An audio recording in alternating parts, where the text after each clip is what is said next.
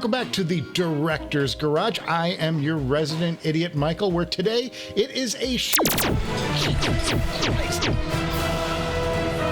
Son of a biscuit, they fired back. You guys are witnesses. Well, whistle me, Dixon. It's a shootout day today at the Director's Garage between... Pick a winner. At long last, it's time for the...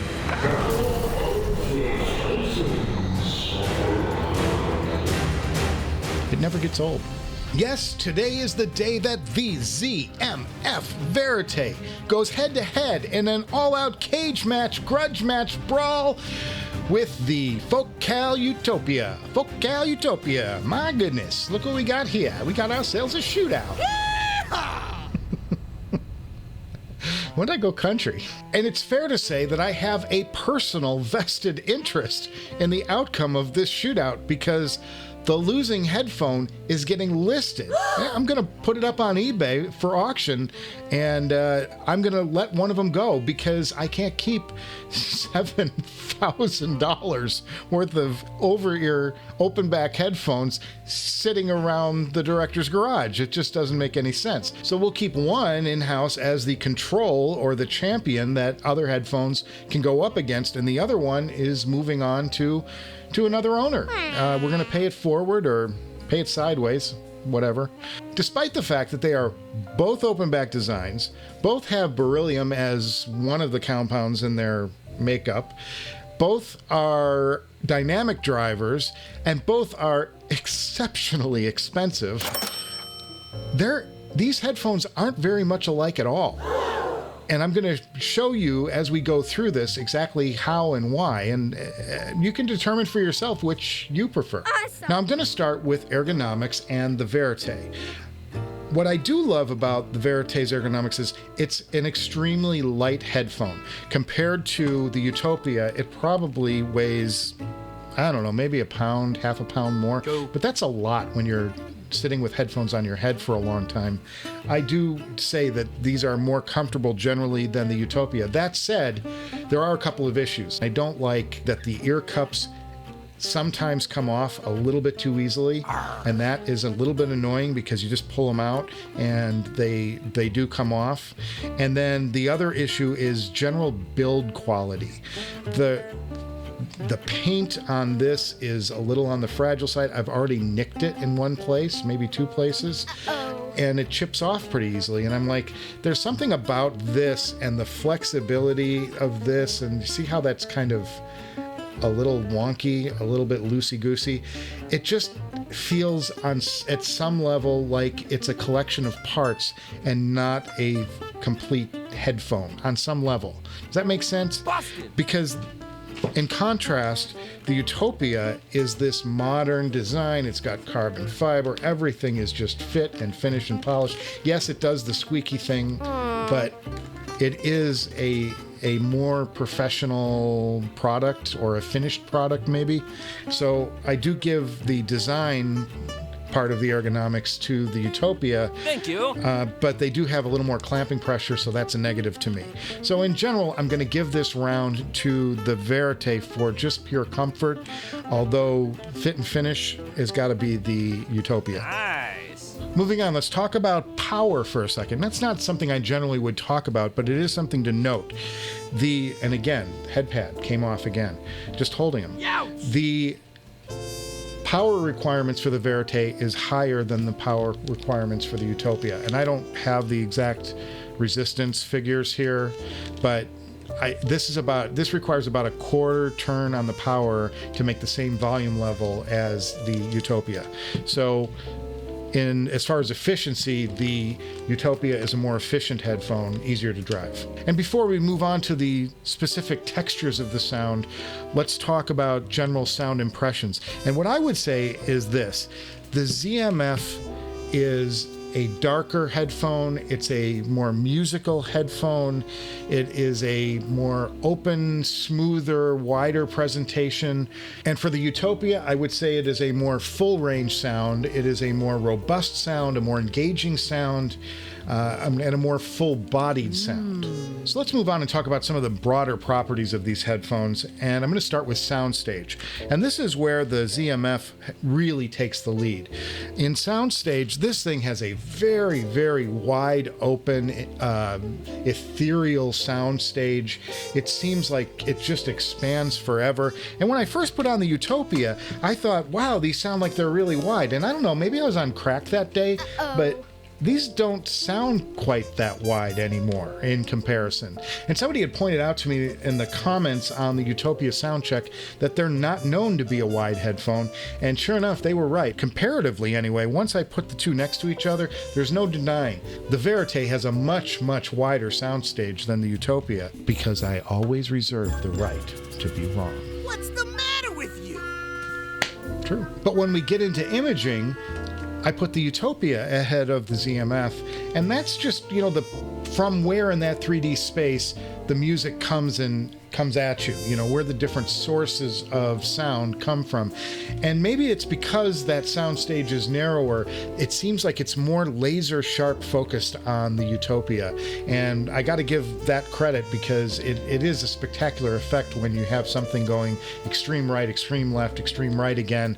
That type of bounce back and forth is really appealing on the Utopia. Whereas on the Verite, everything is so wide, you just kind of like get a general sense of an area where the sound is coming from. And not to say it doesn't image at all, it does image quite well, just not on the level of the Utopia.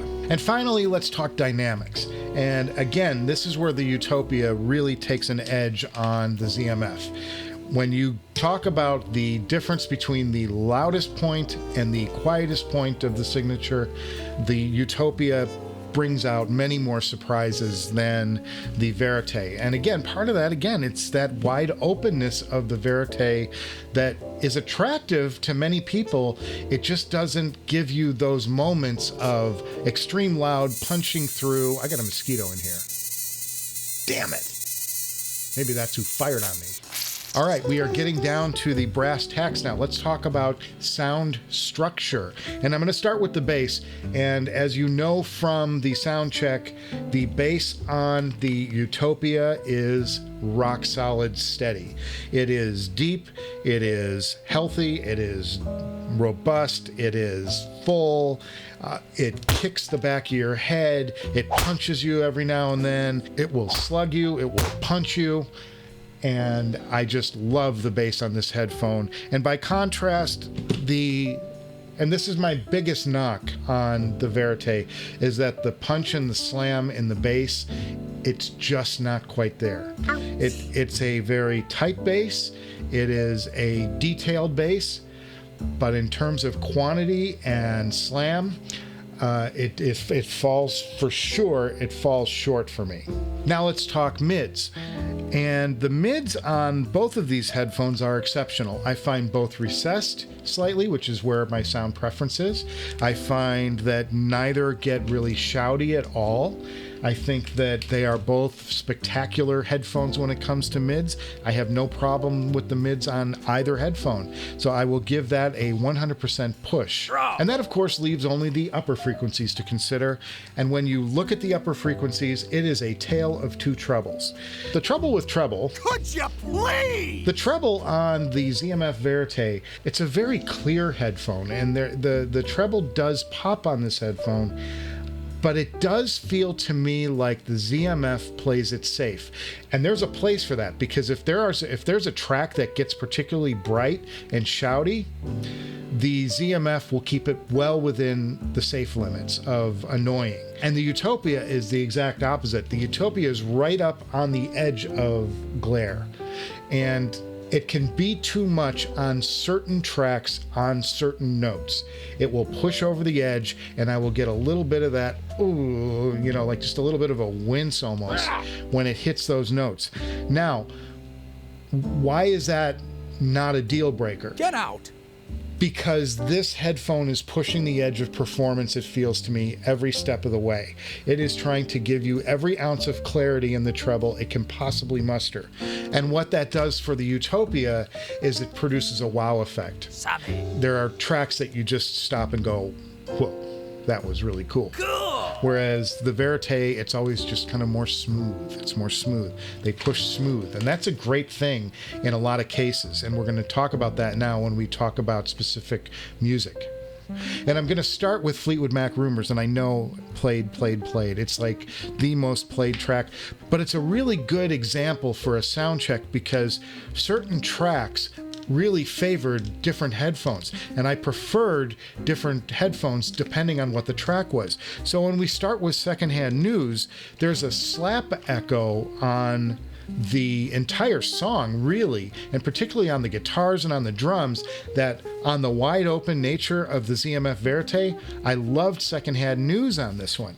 Whereas this one on the Utopia, the song did have that slap and it was very detailed and everything, but when it gets into that sort of piercing area, the treble was triggered a little bit and it pushed me right up to the edge, and the overall presentation of the wide open space of the Verite left me staying with the Verite for Secondhand News. But then you move to Dreams, it's a different story. Dreams is less coherent on the ZMF Verite. It's a very ethereal sort of presentation. Well, what do you have in that song? You have bass and drums driving the whole thing, right? Boom, ba-da-dum, da-da. And I'm not going to get sued for copyright, so I won't say more than that.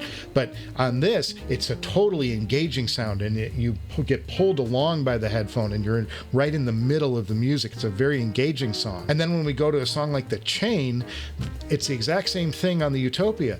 Big, huge, thumping bass drum hitting you over the head with it, and then the boom, ba-da-dum, ba-da-dum, boom, and it's just pulsing at you. It's a great headphone for that. And then you go to Gold Dust Woman, and guess what? I'm right back here on the Verites, because you have those chimes, the wind chimes that go, all the way down. And then you've got this wide open, shadows woman and screeching and coming in from all different angles, and it's a wide open sound. Verites just kill it on that song. I'm going to move on next to the Pretenders and Learning to Crawl, and I want to call your attention to Thumbelina, which is one of my favorite kind of 50s retro vibe tracks. Love it. And on that track, again, I prefer the Verite because it's got that slap echo that just does wonders on this headphone. It just is so expansive and delicious to listen to. But then you go to something like My City Was Gone, and that heavy, heavy bass, Take Me to the River kind of effect, and Utopia is just, man, it just drives and grabs you, and you're so involved in sitting in the middle of that song. The Utopia is definitely the choice. And then things got really confusing when I moved on to Hotel California by the Eagles. Where was I? Listening to the title track, the 12-string intro to Hotel California is fantastic on the Verite. It's just this wide open and ethereal, and you feel like you're getting into this mood of going to this hotel that takes your soul or whatever. And then you move back to the Utopia for once the drums hit and they start singing it, because it's so tight and it's such an intimate part of that song. I just love the Utopias for that part. It's driving through the song, and then you got all these little detail things going on. Then the imaging of the Utopia. I couldn't pick one headphone over the other for that. I like them both for very different reasons. And no Director's Garage review or sound check is complete without my one obscure choice, and I love throwing curveballs at you. And today's is Tauntaun Makut by Johnny Jenkins. What? It's an album from 1972 Johnny made. Now, Johnny was from Macon, Georgia, but the album sounds like it was pulled right out of the swamps of Louisiana. And it's got this Cajun vibe to it that's fantastic. And the song I want to call your attention to is Walk on Gilded Splinters from this. Now that's a song that's been recorded a number of times over the years, but this is my favorite version of it. And what makes it special is that the guitars are detuned. They're actually a little bit out of tune almost, and they're playing slide on it. And who'd they get to play that slide but none other than Dwayne Allman from the Allman Brothers. Spectacular, to hear Dwayne after his death. The album was recorded in 1970, and then in 71 Dwayne died, and then in 72 this album comes out with this amazing guitar work on it. And I would encourage you to listen to it. The album's on Tidal, but it's just spectacular, his slide work on that in this detuned setting. And then in the chorus, there's this choir sort of style background singers that gives it kind of a Memphis vibe, almost like the Stack sound. It's very, very cool sounding record, a very, very cool sounding song. I'd encourage you to listen to it. And on this one, it definitely goes to the ZMF, because the ZMF produced this wide soundstage, and you've got this choir coming in, and then you've got the guitars and all of this stuff filling in, and then Johnny's voice right down the middle. It's a fantastic, fantastic listen, and the ZMF Verite really wins for that track. And I'm going to finish with Steely Dan in the Asia record. And I just love, it's a very clean sound that Steely Dan had in that record.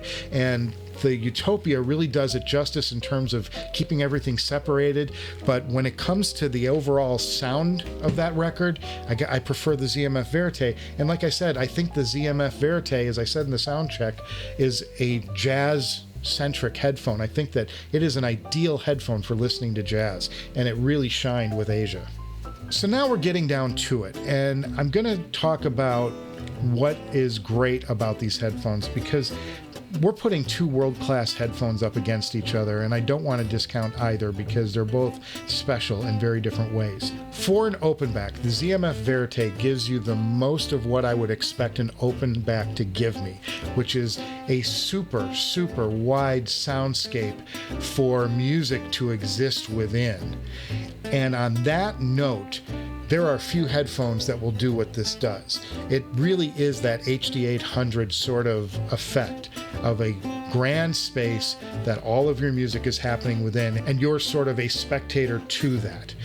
And that is no small achievement by any means. It is an ethereal sound with reflections and refractions and stuff just sort of dancing around the space.